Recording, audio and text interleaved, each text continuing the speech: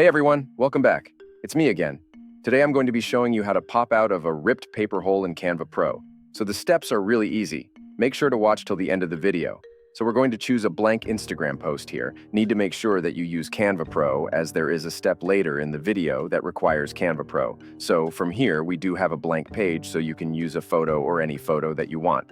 Now we're just going to use this 3D woman picture. So the first thing that we need to do is we have to duplicate this photo, so we get a second photo right here. And for the second photo, we're going to have to use a background remover. So we're just going to edit this out and select a background remover, which also requires you to have Canva Pro, by the way.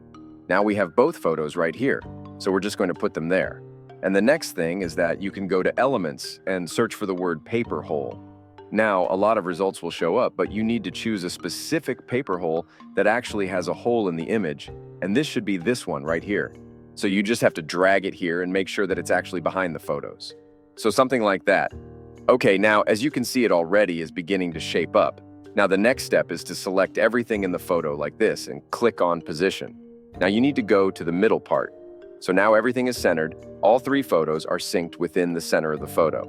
So let me show you, we actually have our photo right here. So I'm just going to drag it down. This is the one that has no background, and you can just put it back right in like that.